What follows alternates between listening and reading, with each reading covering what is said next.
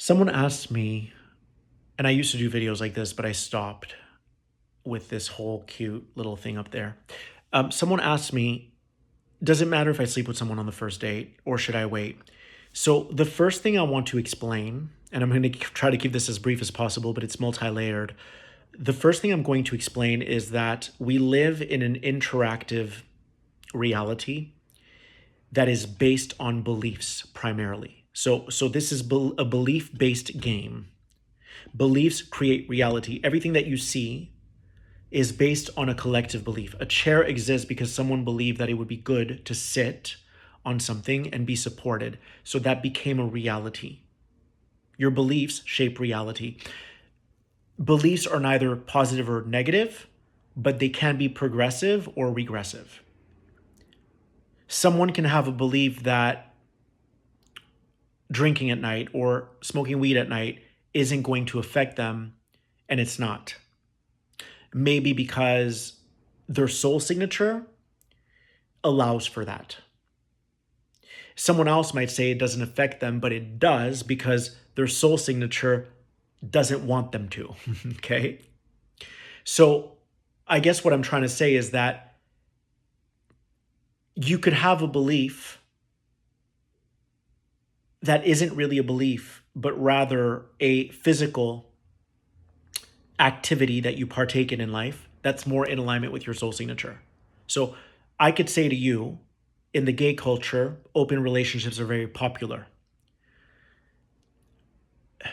To the outside world, I would have a belief in monogamy, but it doesn't really feel like a belief. It feels like that's what's aligned. Monogamy is what's aligned with my soul signature.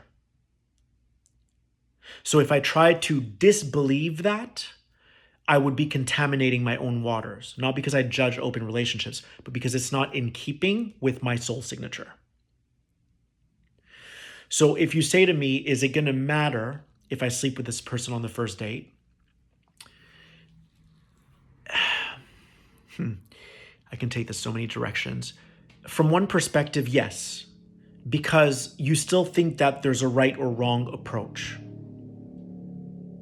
based on a belief that you hold, that if you sleep with them, it's bad. So that right or wrong game that you're playing with yourself is based on a belief.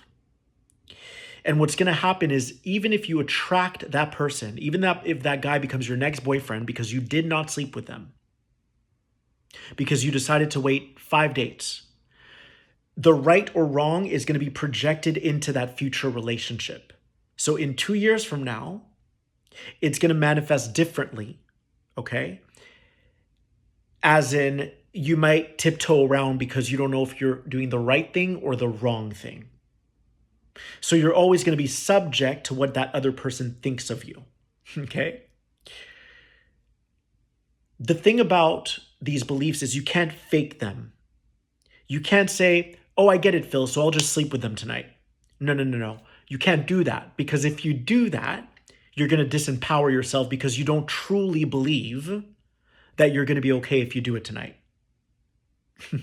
I know this is multidimensional, but follow me.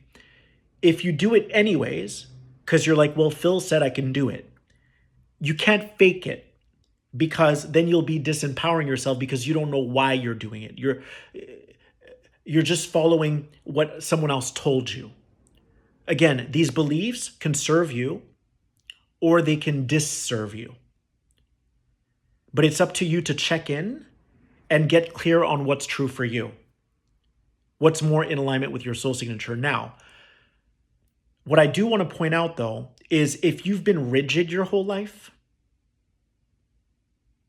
and you're like, I'm going to hold out for the one, that's really wonderful and beautiful. But there's a possibility that your spirit doesn't want you to be that rigid because you're gripping on too tightly, meaning this mental construct that you've created is too rigid. So at that point, you would want to examine, is it stemming from rigidity? Because if it's stemming from rigidity, then there's a likelihood that you're supposed to explore having different partners because you've been demonizing sex, thinking that it's bad to have partners, When in actuality, connecting with partners can be very loving, even though they don't end up being your husband. It can be loving, it can be intimate, it can be profound, it can be healing. So only you can know. Only you can know. I hope that makes sense to you guys. What I will tell you, though, is the true love of your life, you can't get it wrong. You can't. There's no incorrect way to go about it. You might look at them the first day and be like, I cannot wait to rip your clothes off, and I can't wait till we get married. Because you can't get it wrong. If you think you can, and you're being proper and you're being prudent, because you want to make an impression on them, then you're still running a belief of right or wrong. And you're going to project that right or wrong into the relationship in the future. Well, now, but it's going to manifest differently in the future. Okay? Now, will you attract someone anyway? Yes, you're going to attract someone based on the beliefs that you currently hold. So you could say, I never sleep with people. I'm going to wait for the one, and you will attract that one. But that one will have a similar belief system as you. And then you have to ask yourself, is this allowing me to evolve as a soul? Or am I retracting? Meaning I'm not actually taking heed of the greater lessons that my soul wants me to learn. Maybe I've had lifetimes where I demonized sex. Maybe in this lifetime, I'm supposed to be more open and open up my heart to different possibilities. Maybe I had an Indian family, I'm just giving you an example, that was like, it has to be this way. So that would be conditioning. So your mind has been conditioned to believe that that's the way.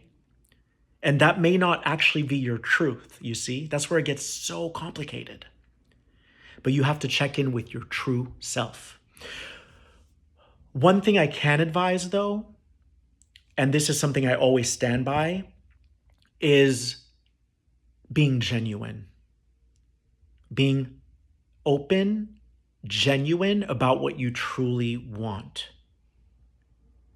Because if you say to yourself, I really want to be intimate with this person tonight, but I can't, then you're depriving yourself of your truth. You're not flowering yourself. You're not blossoming into the totality of who you are. Can you see that? So being genuine is probably the key to all of this. The key. Because then you're not placing barriers around yourself. You're not keeping that construct super rigid. All these edges, these jagged edges that need to be sanded, right? They need to be sanded. Being genuine is always the way to go, because then you're not going to attract someone who plays mind games. You're transparent. You're transparent with yourself and with others. And transparency thins out the veil of where you currently are and where you want to be. I repeat, transparency thins out the veil that is separating where you currently are and where you want to be. So being genuine, being open, being transparent will always yield the highest result. I love you.